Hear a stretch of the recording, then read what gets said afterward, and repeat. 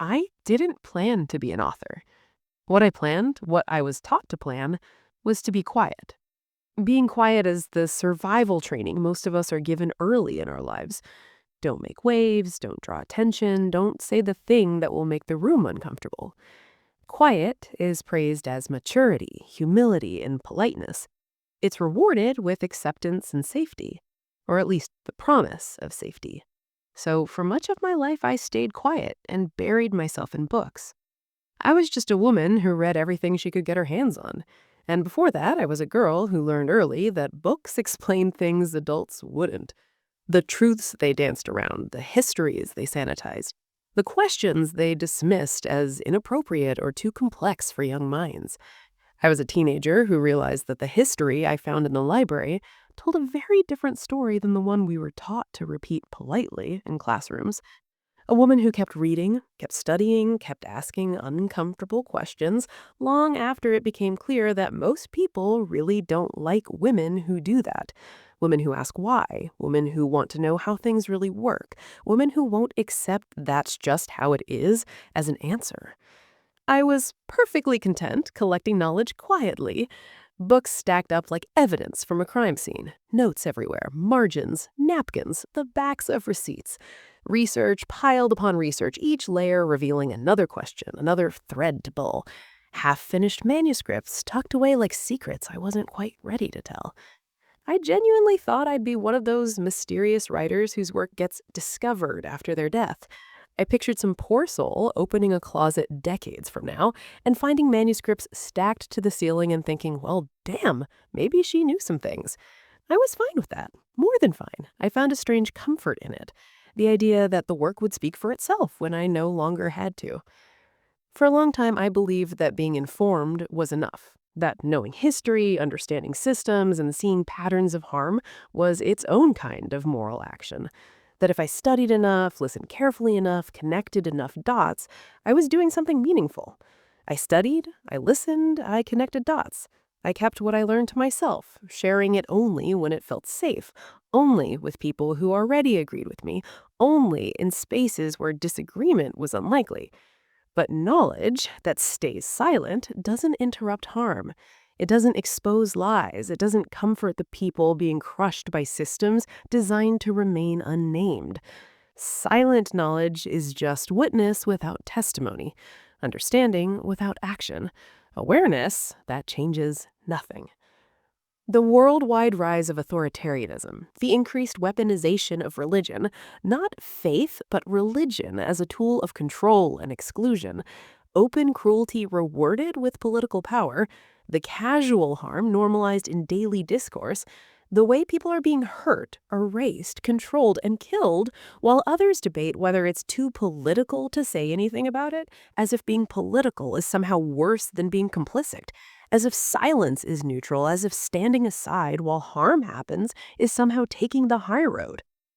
At some point, staying quiet started to feel less like safety or humility and more like complicity, like choosing comfort over courage, like deciding that my peace mattered more than other people's survival. That shift didn't happen all at once. It was gradual, accumulating like sediment until the weight of it became unbearable, until staying silent felt like betraying everything I knew to be true.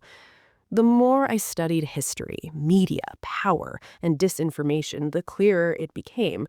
Most damage isn't done by cartoon villains twirling mustaches and cackling about their evil plans.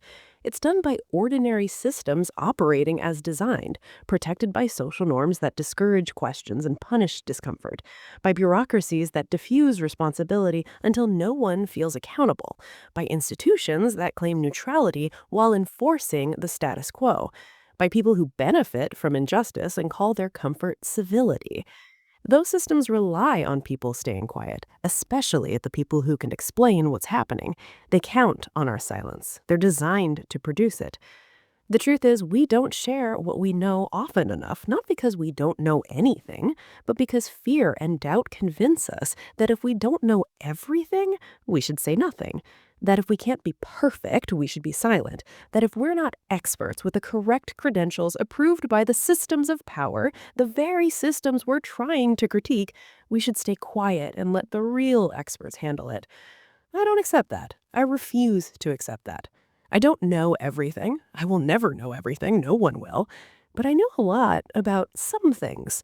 I know history, especially the parts they try to bury, the chapters they skip over in textbooks, the voices they've worked so hard to silence. I know how religion has been weaponized and used as a tool of control throughout human history, how faith gets twisted into fear, how sacred texts get deployed as weapons, how the divine gets claimed as exclusive property by people seeking earthly power. I know how systems of power justify themselves through circular logic and appeals to tradition. I know how abuse is normalized when it benefits the powerful, how cruelty gets rebranded as strength, how oppression is called order. I know how propaganda works, the techniques, the patterns, the emotional manipulation that bypasses critical thinking. I know how people are taught to turn on each other instead of looking up at the structures that harm us all. How we're divided along lines of race, religion, gender, and class, so we won't notice who's actually pulling the strings. I'm a woman, a mother, a grandmother, a survivor of more things than I would ever bother to list. I've lived enough life to know that pain is not theoretical, that oppression is not abstract, and that systems don't just exist in textbooks. They harm real people in real bodies every single day. They separate families, they deny healthcare, they criminalize survival, they kill people and call it policy. Those things feel painfully, urgently relevant. Writing has always been the place where I could be completely honest, where I didn't have to soften my words or hedge my statements or make myself smaller to make others comfortable. My books and articles are not about moral superiority or claiming some higher ground. They are about demystification, about taking things that are intentionally made confusing history, propaganda, patriotism, extremism, power, nationalism, religious authority and laying them out openly to be examined by everyone. Not just scholars, not just people with degrees, everyone who's affected by these systems, which is to say, everyone. I write for readers who suspect something is wrong but are tired of being talked down to, tired of explanations that assume they're too simple to understand complexity. I write for people who were never handed the time, money, or institutional permission to study these things, but are still expected to have informed opinions about them, expected to vote on them, live under them, raise children within them. I write for the ones who are afraid to speak because they've seen what happens to people who do. The professional consequences, the social isolation, the harassment, or worse, the very real dangers that come with challenging power. I'm not writing books to become rich or famous. If those were my goals, I picked the wrong profession and the wrong topics. I'm not writing because I believe I'm right about every single thing.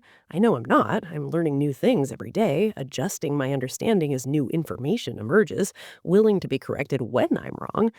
I'm not writing to preach, convert, or crown myself an authority. I don't want followers, I want thinkers. I'm writing to spark conversation, to create starting points for people to begin their own investigation, to share what I've studied, questioned, wrestled with, and drawn my conclusions from, while making space for others to draw different conclusions. I'm writing for the people who feel like something is deeply wrong but can't quite put their finger on it yet, who sense the mechanisms of control but can't see them clearly enough to name them. I'm writing for the heretics, the apostates, the unruly, the curious, the angry, the exhausted, and the quiet. For everyone who was taught that asking questions is disrespectful and speaking truth is divisive. Putting your work and your opinions into the world is terrifying. There is a unique vulnerability in saying, this is what I see, this is what I think, this is what I've learned. You open yourself up to criticism, misinterpretation, attacks, and the very real possibility of being misunderstood on purpose by people who benefit from confusion. You become a target for those who need you to be wrong because if you're right, they have to change. Silence can feel safer, but safety has a cost, and too often that cost is paid by people with far less protection than I have, people who can't afford for me to wait for someone braver to speak. Everywhere I look, I see people calling others ignorant or stupid without ever acknowledging the privilege involved in knowing things in the first place. Education takes time, energy, safety, resources, stable housing, food security, mental bandwidth not consumed by survival. the luxury of curiosity without immediate consequence. I'll be the first to admit that I've fallen into that trap myself. It's easy to get angry at people for not knowing what we know. It's easy to vent our frustration at a world that seems determined to remain willfully blind. But it doesn't do anybody any good. It doesn't build understanding. It doesn't create change. It just makes us feel superior while accomplishing nothing. Mockery doesn't build a better world. Shame doesn't create lasting change. Participation does. Engagement does. Showing up does. If you know something, teach it, share it, make it accessible, break it down, translate academic language into plain speech, take complex ideas and make them understandable without making them simplistic. If you don't know something, learn it. Ask questions. Read widely. Seek out voices different from your own. Sit with discomfort. Change your mind when the evidence demands it. If we want a better world, a better country, a better life, we don't get there by waiting for someone else to fix it. We don't get there by hoping that the people in power will suddenly develop a conscience. We get there by doing, by showing up with whatever we have: knowledge, skills, stories, questions, labor, care, time, attention, resources, and bringing it to the table. It's time for all of us to contribute what we can, instead of standing on the sidelines critiquing who didn't do enough, instead of demanding perfection from people who are trying while we do nothing ourselves. So here I am, no longer quiet, no longer content to keep what I know to myself, writing not because I have all the answers, but because I have questions worth asking and information worth sharing. Because I believe that understanding how power works is the first step toward changing it. Because I believe that ordinary people deserve access to the knowledge that affects their lives. Because I believe that speaking truth, however imperfectly, is better than staying silent. I am not willing to sit quietly while the most despicable, greedy, and power-hungry among us control the world and call it neutrality or peace. I'm not willing to watch harm happen and call my silence civility. I'm not willing to prioritize comfort over justice, mine or anyone else's. Not when so much is at stake. Not when silence is its own form of violence. I am committed to doing my part in naming systems of oppression, in pulling back the curtain on mechanisms of power that rely on remaining invisible. My part in challenging narratives that harm, in questioning stories we've been told so many times we mistake them for facts. My part in reminding people that obedience is not the same as morality, that tradition is not the same as truth, that legality is not the same as justice. My part in saying, you're not crazy for noticing this. You're not alone in seeing what you see. Your instincts are correct. I promise honesty and truth, as much as I'm capable of doing it, filtered through my own limitations and understandings, which I try to acknowledge since I can't fully escape them. I invite disagreement, discussion, and critical thinking. I invite questions, including questions about my own work and conclusions. I invite readers who are willing to sit with the discomfort long enough to learn something from it, who understand that growth often happens in the space where certainty ends. This is my contribution. This is my part. This is what I can do with what I have from where I am. I'm not asking anyone to agree with everything I say. I'm asking you to think, to question, to refuse easy answers and demand honest ones, to notice the patterns, to name the systems, to speak when speaking feels impossible. I planned to be quiet. Life had other plans. The world had other plans. My conscience had other plans. And now, for better or worse, here we are, together in the messy, uncomfortable, necessary work of making sense of things, of building something better from what we have, of refusing to let silence be mistaken for peace. Thank you for being here, for reading, for thinking, for being willing to engage with difficult ideas and uncomfortable truths, for showing up with your own questions and your own knowledge and your own commitment to something better. We're going to need each other for what comes next. Let's get to work.